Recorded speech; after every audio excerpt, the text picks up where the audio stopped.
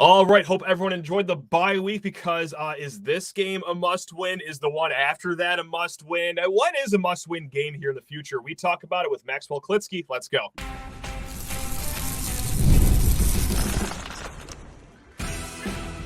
You are Locked On Spartans, your daily podcast on the Michigan State Spartans, part of the Locked On Podcast Network, your team every day.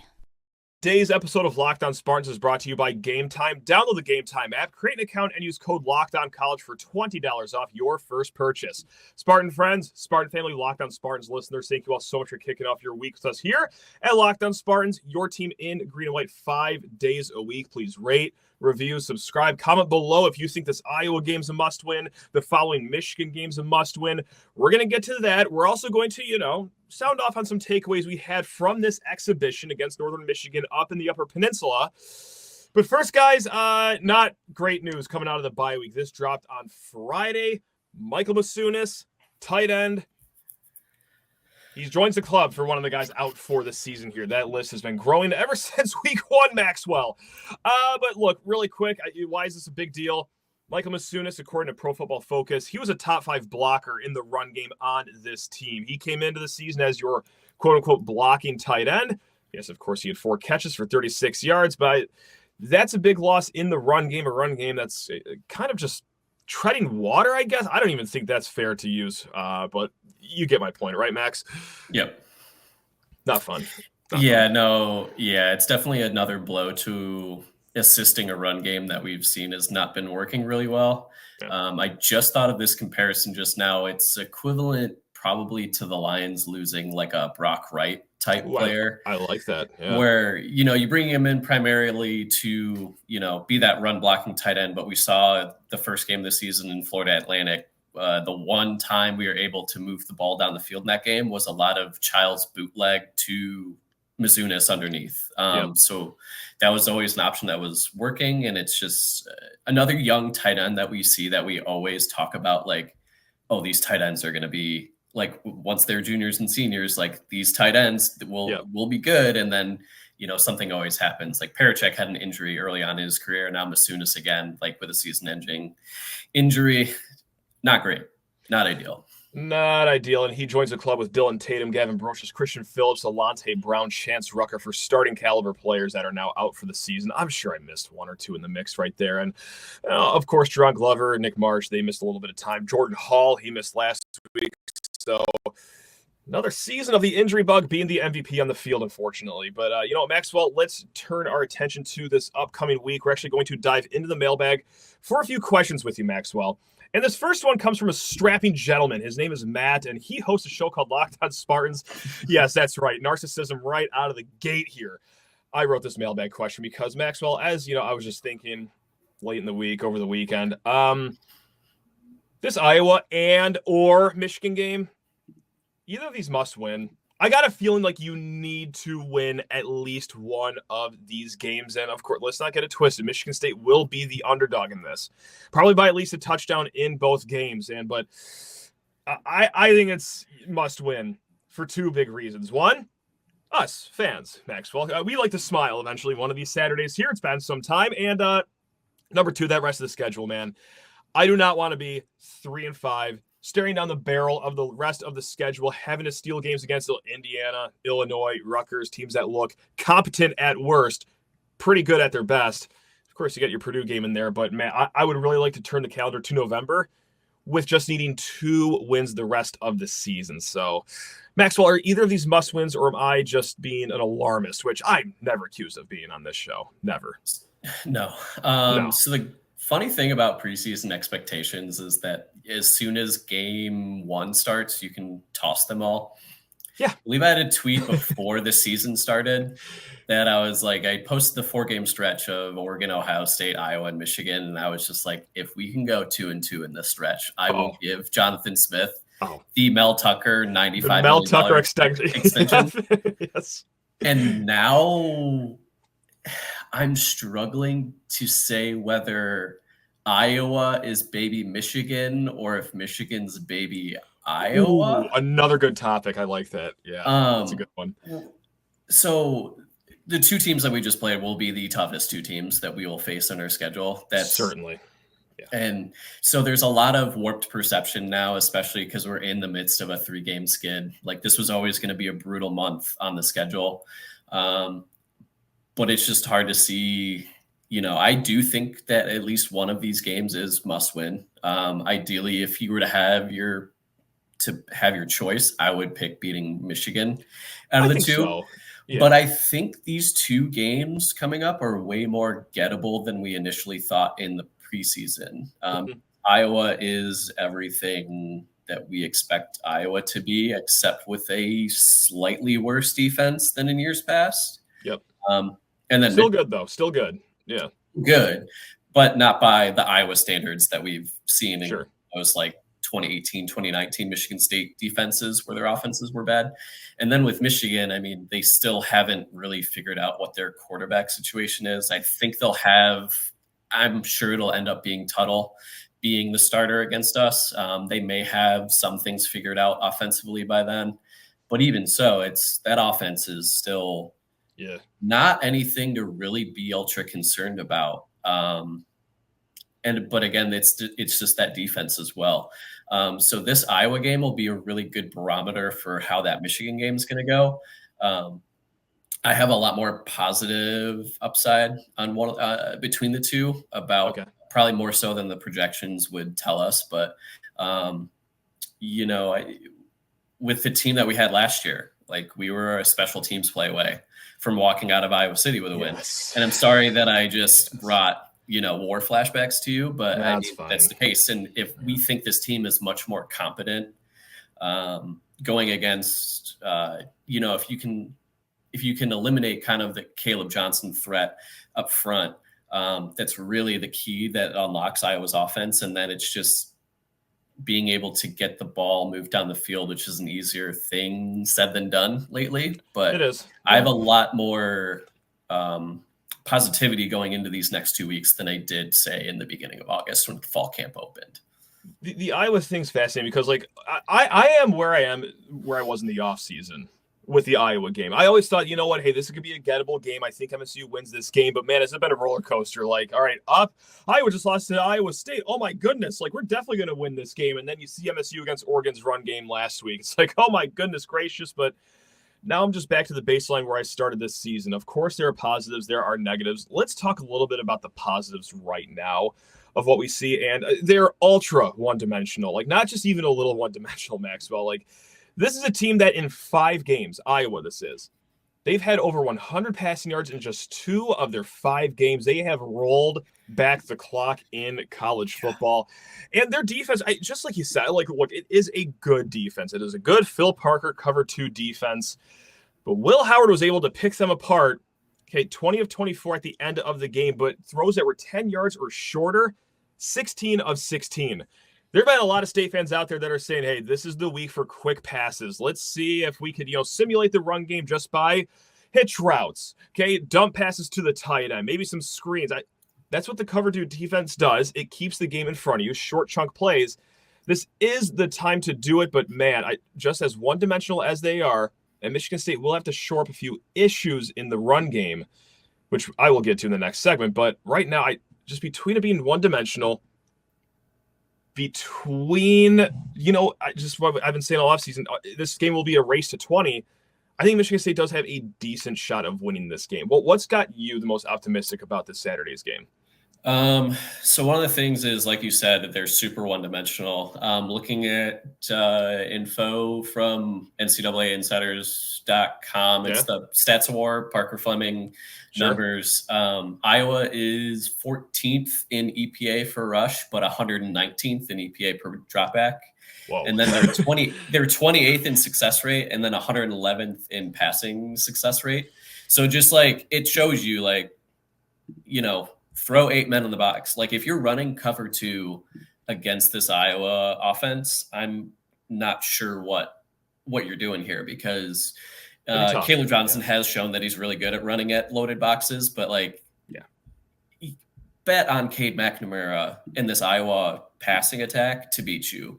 Like, that's like, if they somehow find a way to manage to do that, then, like, more power to you. Yeah, sure. And then defensively, the interesting matchup that I see about their defense versus our offense is that in terms of like echo rate, basically getting like a successful drive, like first down inside the 40, or like scoring off of an explosive play, they're second in echo rate in the nation, but points per echo or points per like successful drive, they're 121st.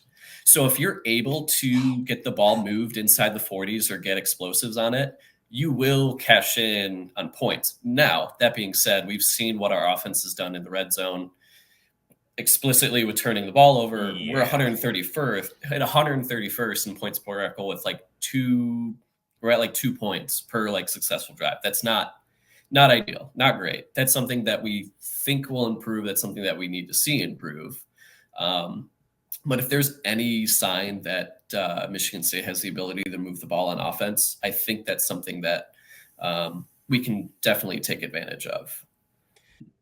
When you are hiring for your small business, you want to find quality professionals that are right for the role. That's why you got to go check out LinkedIn Jobs. LinkedIn Jobs has the tools to help you find the right professionals for your team faster and, my favorite part, guys, for free.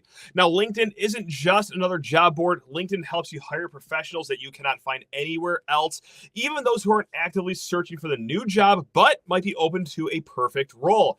In a given month, over 70% of LinkedIn users don't visit other leading job sites. So, point blank, if you're not using LinkedIn, you're just not looking in the right place. On LinkedIn, 86% of small businesses get a qualified professional within 24 hours. Hire professionals like a professional right there on LinkedIn. Guys, they know that as a small business owner, you're wearing so many hats that you might not have time to resource that hire. So join the 2.5 million small businesses that are using LinkedIn right now for their hiring. Post your job for free at linkedin.com/lockedoncollege. That's linkedin.com/lockedoncollege to post your job for free. Terms and conditions apply. There is one concern, though, because I don't want to, just sound off as like, oh, we're guaranteed to win this game. It's a lock. Put your life savings on Michigan State. The big concern, while they are one-dimensional, Maxwell, just to pull an example, against Minnesota, they just had 62 passing yards, all right, against the Gophers. They also won that game decisively because in the second half, what did they do? They went with 6 passes and then 29 rushes. They realized, Minnesota, not that great of a tackling team. And here's an unfortunate series of events that's been unfolding here with our team, Maxwell, is MSU. Not great at tackling the last 2 games. And I understand the level up in competition is way higher than, your Iowas and your Michigans of the world. Oregon and Ohio State are juggernauts. But still, at the end of the day in the game of football, you want to be able to tackle. Caleb Johnson has 35 missed tackles forced this season. That's how many Michigan State has had in the last 2 games combined. That is the worst in the Big Ten. You know who's right next to them? Well, Minnesota. They have also been missing a boatload of tackles so far this season. And what I don't like about Caleb Johnson, 5.6 yards per carry after contact. This man at 6 foot, 225 pounds, is a wrecking ball. He is very hard to take down. Just because you bottle him up doesn't mean that he's going to get down to the ground. So, yes, one-dimensional, albeit one-dimensional with the very outstanding running backs. So that is what worries me because, they're going to chew up a bunch of yards that way. We have not looked good in the tackling department. Hopefully, you get healthy in the bye week. You get Jordan Hall back in the mix here. Maybe that shores a few things up. But, man, if you're not slowing him down, not only is that, okay, going to be good for Iowa just on the scoreboard, but also time of possession too. So that's right. That's not to just, sound off of like, this is where you put everything you own on the Spartans. No, it's a big worry. But if they could shore that out, because missed tackling hasn't been an issue all season, they were pretty sound at that to start the year. You can go back to those days. Okay. Spartans win on homecoming. That's where I'm at.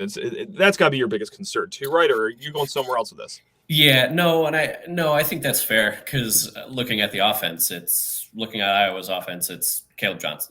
It's him. That's Caleb why I said cover one, load the box. Like you're hopefully getting Jordan Hall back. That'll definitely be a good improvement to the line to that second level, shoring up a few things, getting guys rotated in.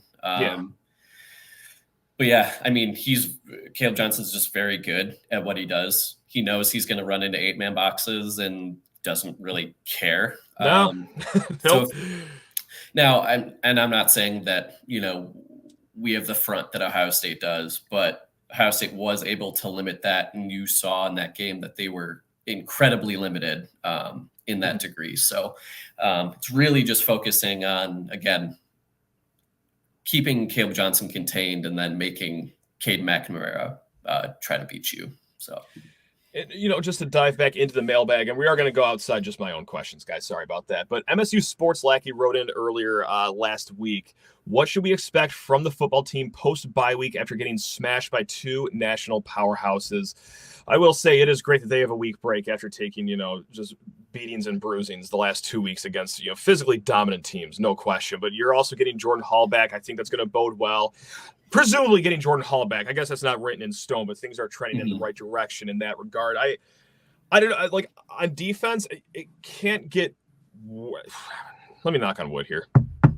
It can't get worse than it did against Oregon in the run game. Like MSU's run defense has been a strength. They took a major step back, and I think not to pin it all on one player, but having Jordan Hall out there is going to at least help some things because, man, Cal Holiday, he was asked to do a little bit more than he's used to, and it ended up.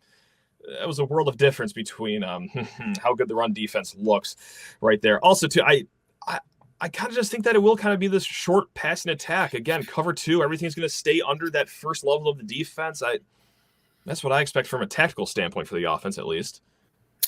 Yeah, I'm just expecting, come out and being competent again. Like this, my whole theme for this team this season has just been how can you be competent at what you're doing?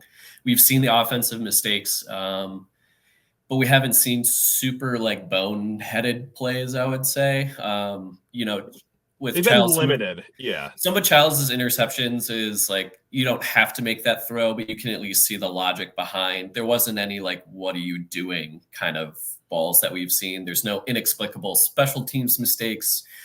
We've seen to tamp down the penalties. I think this team is limiting those mistakes, and a lot of the negative plays that we're seeing are based off of more effort, that fourth and that goal line play where Childs fumbles the ball. You see it on the replay. He does have the two hands. He has it protected. The Oregon player just comes right through and makes a textbook teach tape punch on the ball. It's just things like that where that's more of effort. And I don't think Childs is being lazy with the ball there.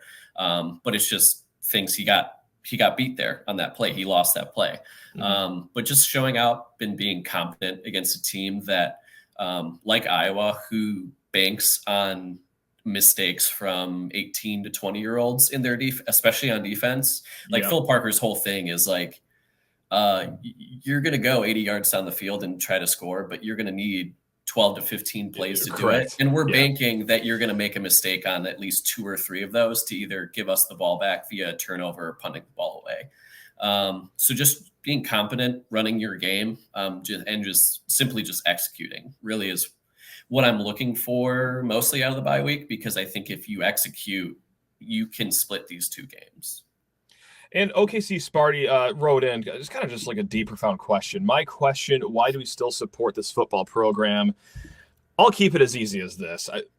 If we survived last year, oh, God, guys, this is a walk in the park compared to last year. If you can make it through the fires of the 2023 season, what's 3-3 at the bye week, and your team's looking actually competent in some of these games? Come on, OKC Sparty.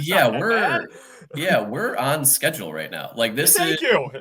In terms of everything going on, we're in the midst of it right now, so it feels horrible. Yeah, it's still not super fun, but it's we're on better. schedule. It's entertaining to watch. I'm actually enjoying the games. The Oregon game was probably the most frustrating and kind of the most felt like 2023 just because we saw 100%. Yeah. But I think that was very matchup specific, and Cal they found that they can put Cal in a lot of conflict, and then they just played the rest of the game based on that. Yeah. So that was kind of just frustrating to see because there's really nothing we could have done about it. But in terms of, I don't know why we need to be existential about 2024.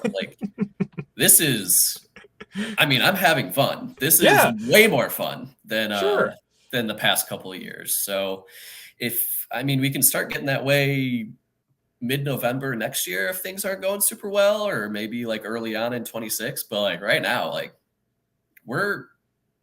this is fine. I'm totally fine. Yeah, it's not like, the most fun thing to be 3-3 at the bye week, taking 2 beatings before the bye week. But those were, again, 2 teams that are going to compete for a national title. All right, that is just 2 fantastic teams. And we got Jonathan Smith. Hey, he's going to guide us in the right way. I think everything's on schedule right now. But God, that just seemed, wow. OKC Sparty. It's not that bad. Okay.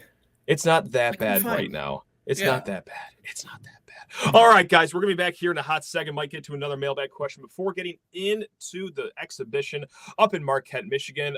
But first, got to say bye to Maxwell. See you, Maxwell. Love you, bud. See ya.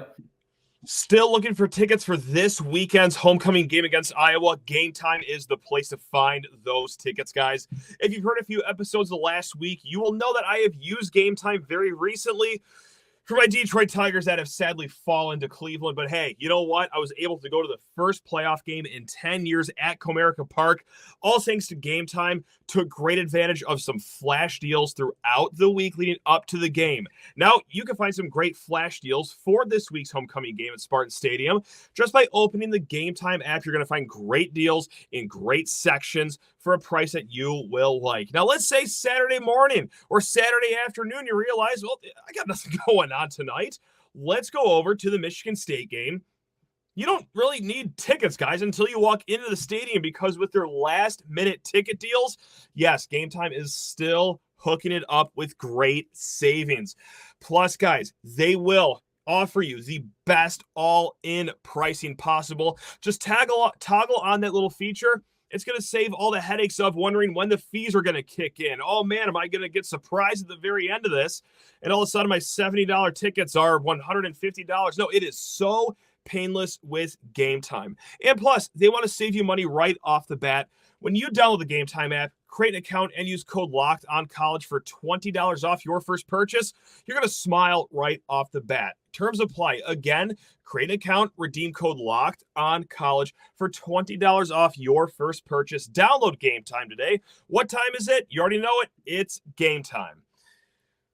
All right, let's riff a little bit about this basketball game here. And first and foremost, just before we get to the 70-53 beatdown over Northern Michigan, that's right, suck it up. No, I'm just kidding. Of course MSU was going to win this game.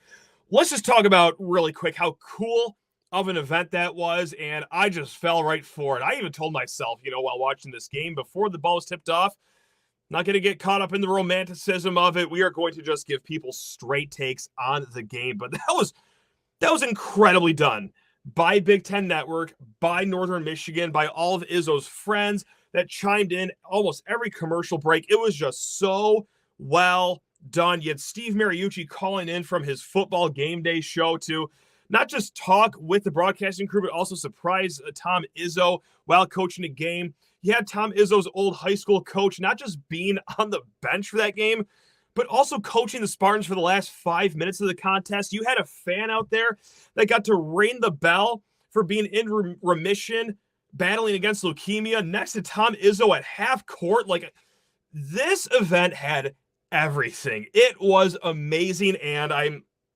I want to go on record right now. I don't think Tom Izzo is retiring this year, but I would be lying if I said, like, wow, that's kind of how a retirement farewell season would start. Because that was just so beautiful. What a tribute to a legendary head coach, of course. Again, I don't think he is retiring, but you know what? It's nice to maybe actually give people their flowers while they still are actively coaching. So just well done by everyone involved. Now, if I can nitpick, there is one thing that I was a little interesting, Tom, about. And Tom, all week, he was saying, you know what? I'm going to bring my guys up north, show them how it's done, real rustic up there, the blue-collar working attitude. I'm just going to show them my way of life up there. And then they flew to the game. Whoa, I think that's a little too fancy, Tom. Don't we think? I would have had the kids drive there and back in a yellow school bus to and from that game. If you want to show blue-collar, if you want to show real toned-down way of life, oh, they should have bussed back and forth to that game. It's not like you have another scrimmage you got to get to. They don't play until, what is it, October 29th is their next contest? But nevertheless, I'm nitpicking. Of course, I'm mostly joking here, but God, flying. Oh, I thought this was going to be a nice little rustic trip here to the UP. All right, let's get to the game. Let's get to actual takes. And guys, I'm not going to make referendums on the entire season coming up or, make knee-jerk reactions just off, one tribute game against a GLIAC team. There was some good. There was some bad.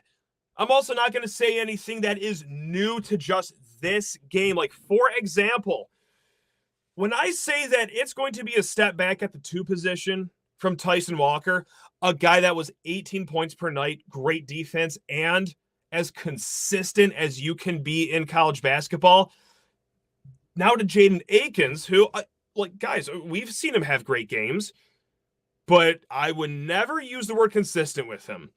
And again, I'm not saying his whole year is going to be a bust. I'm not saying that, he's trash. No, he's a fine player. He will have some fantastic moments, but being, quote unquote, the guy for this team now, especially that primary offensive position at the 2, that's going to be up and down. It's just a fair warning right now. He went 2 of 12 today, and it's not just this game. Again, you could go back in his career. It is like the Gemini over at Senior Point. It is up and down, up and down. You don't even know if you're going to survive the ride. But we also saw this to kick off their European trip they had too, right? I think he was, 1 of 13, if not 0 for 13 in that first game. Eventually it worked out. He will have these nights where he has, 22 points, and then it's going to be kind of duds from thereafter.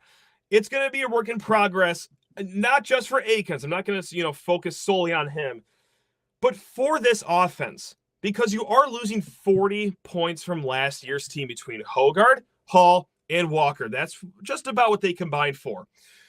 The other person that you're going to miss this season, and I saw this a little bit during the Northern Michigan game, love him or hate him, if you guys listened to any episodes last year, I actually like this guy, Malik Hall. All right? What Malik Hall did, was he the perfect player? No, far from it. But what he was for Michigan State last year, he was your most reliable, if not the only reliable guy on the team, where if you needed a bucket down low in the worst way, you go Malik Hall's way. Okay? That was, you dump it down. Yes, a little undersized, but he was going to bully his way and get that shot up. And, more times than not, it did go in. You're going to miss that this year. And that's not to say that, we're doomed for the rest of the season, okay? Like Jackson Kohler, he had some good moments, all right, coming off the bench. He also had moments where, what we've seen his whole career, he has really good footwork, turns around, and doesn't finish at the rim. Okay, I think overall today was a plus for Jackson Kohler, but we're still a far way away from having a reliable guy that you could just dump the ball down to, and I think we will miss that to start the season. Now, not to go full, this game is just full of negatives, because, no, we did see some good things here, this little scrimmage, exhibition, whatever you want to call it. I like Frankie Fiddler. I've liked the signing from the start, and I think that we saw exactly why we like him right here in this game. Now, he didn't light up the stat sheet necessarily, only 13 minutes for him, 5 points, but he got 3 of those on the free throw line. And I got to say, he's going to be a real annoying player if you're an opposing fan. For everything that we've said this offseason, yes, he can score at all 3 levels. He has a 3-point shot. He can have a mid-range game, and he really does bully himself down low and get physical for buckets. All right, but what is he just great at, too, that we haven't seen here in so long? He's good at drawing fouls. And we saw that a little bit today, all right? Pump fake, all right, I got my guy up. I'm going to lean right into him, get the shot, or just bully his way down, knowing that he's going to get contacted at the low block. Hey, guys, 5 free throws in 13 minutes, not bad. You've heard this stat ad nauseum as it pertained to his recruitment and his transfer. Back at Omaha last year, 7 free throw attempts per game. MSU hasn't had a player average more than 5 free throw attempts per game since 2019, Cassius Winston. All right. Again, that's not his whole game, but that is a nice feature because, when we're replacing 40 points from last year, you're going to need points any way you can get them. Xavier Booker, I thought, looked strong, and not just on offense, too. 21 minutes, 10 points. He was one of 2 guys in double digits. Jace Richardson being the leading scorer, by the way. We'll get to him in a little bit. The defense overall was pretty good. The only time they really had a lapse was at the end of the game when Izzo's old high school coach put them in the zone defense, which why not? Izzo's been talking about doing it for years. I leave it to Izzo's high school coach to just say, screw it. Today's the night we're going to do it. Let's get nuts. But, I thought Booker was fine on defense. And the help side defense that you get from, the other guys down low too really certainly helps. Other than that, yeah, Simon Zapala, I'm saying his name wrong, I learned today. Shimon Zapala? We're just going to go with Zapala on this one until we get a definitive way to say his name. He looks strong. 6 points, 9 rebounds. I'm not ready to pop the champagne yet and call him the diamond in the rough find necessarily yet, guys. We brought this up really quick with Graham Couch last week.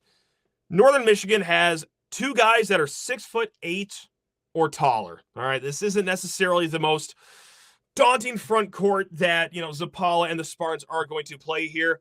You got 9 and 6. Okay, for a team like Michigan State, that is what you should expect to do against Northern Michigan. We'll see how it looks against other Power 6 teams as we go into the season. Just to riff on a few more guys. Yeah, Jace Richardson looks smooth out there. I like him rocking number 11. Took me a minute to realize we weren't actually watching A.J. Hogarth out there. But Kurt Tang, he had 6 points. That jumper does look smooth out there. Cohen Carr, you can see the steps made in his offensive game. He had a nice dribble to the rim, did not finish the drive. He had a little mid-range jumper. So, it has been worked on, but I still think it is a far way away from that being an offensive reliability out there, I guess you could say. But, yeah, outside of that, no new concerns, right? The centers were fine at best. That's what you want against Northern Michigan. I'm not ready to declare that a win. I'm certainly not ready to chalk it up as a total loss. I want to see it against other, formidable front courts and just see what it looks like, because once again, the Big Ten is going to be loaded with good front courts. But yeah, overall, I think it was a pleasant night. Yes, you only won by 17 points. You go into the halftime locker room with 31 points. The offense is not there yet. I'm not going to pull my hair out completely, A, because it is new. We are breaking in a lot of new pieces and trying to replace 40 points any way possible. But B, I think the defense is going to be a strong point of this team. I'm not saying you could win by scoring 70 points every night. I'm not saying that, hey, you should be happy every night going into the locker room with 31 points at halftime, but that's going to be a work in progress. While the defense already looks like I think can be a strong suit. Of course, not everyone thought that. Izzo during the game said that his guards specifically were in midseason form by not guarding anyone on the perimeter. They caught him at a really bad time when they had a few lapses. But I think overall, especially this early in the season, I guess we'll call it air quotes on that because we're still a month away from actual basketball, I think it looks fine. So, yeah, no, just a splendid night. Thanks for letting me riff on that, guys. And thanks a lot for, just tuning in to Locked on Spartans. We're back to football game week, by the way. We will be loaded with guests, with episodes all week up and down. You know where to keep it tuned right here, Locked on Spartans, your team in green and white. Go have yourself a fantastic weekend. How about a week before this weekend coming up? All right, guys. Love you all. Go green.